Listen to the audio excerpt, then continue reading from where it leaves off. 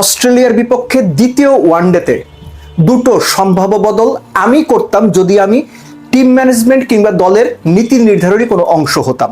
Number one, সাইফকে আমি straight away drop করতাম এবং সাইফকে বলেই সেটা করতাম। তার ফর্মের কারণে, তার আউট হওয়ার ধরনের কারণে সেই জায়গায় আমি সৌম্যকে খেলাতাম।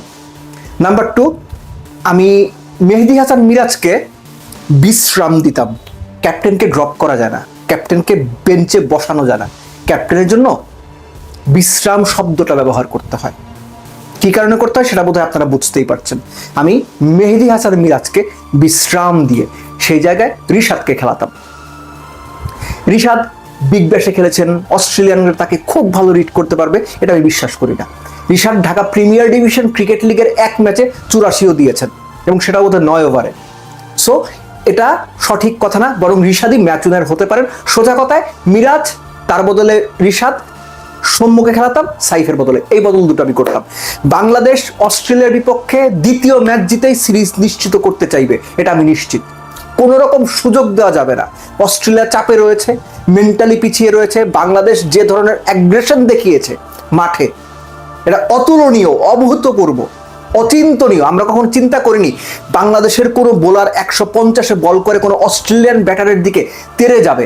আমি পজিটিভ সেন্সে বলছি। অস্ট্রেলিয়ার ব্যাটারদের দিকে চোখে চোখ রেখে আগুনের ফুলকি ছুটাবে। আমরা যারা 30, 32, 35 বছর ধরে ক্রিকেট দেখি, আমাদের জন্য এটা কল্পনা, অবিশ্বাস্য যে বাংলাদেশের কোনো পেসার এরকম করতে পারে। আমি জাস্ট নাহিদ রানার উদাহরণটা দিলাম। সব মিলে বডি ল্যাঙ্গুয়েজে বাংলাদেশ যেভাবে অস্ট্রেলিয়াকে চেপে ধরেছে, অস্ট্রেলিয়ার সঙ্গে যেভাবে মাইন্ড গেম খেলেছে, যেভাবে অস্ট্রেলিয়াকে আউটপ্লেড করে দিয়েছে, যেভাবে ভালো উইকেটে, মনে করে দেখেন, এটা আমার জন্য খুব ইম্পর্টেন্ট পার্ট, যে মিরপুরের টিপিক্যাল ধানক্ষেত টাইপ উইকেট না। পেসারদের জন্য কিছু রয়েছে, স্পিনারদের জন্য কিছু রয়েছে, ব্যাটারদের জন্য কিছু রয়েছে। প্রপার একটা স্পোর্টিং ট্র্যাকে অস্ট্রেলিয়াকে জাস্ট চূর্ণ করে দেওয়া হয়েছে।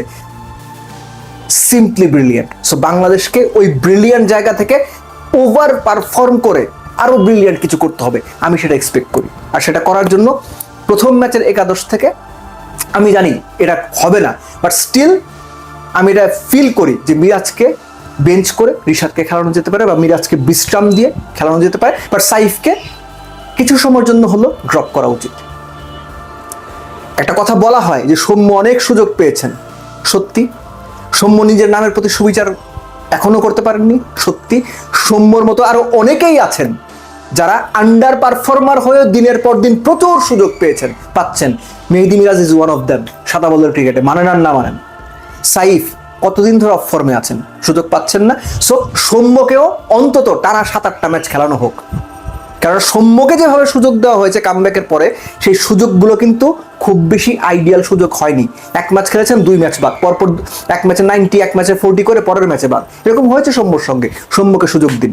এবং যে কন্ডিশনে নেক্সট ওয়ার্ল্ড কাপটা হবে, সেই কন্ডিশনে সৌম্য, তার ব্যাটিং যে স্কিল, সেটা অনেক বেশি সুইটেবল।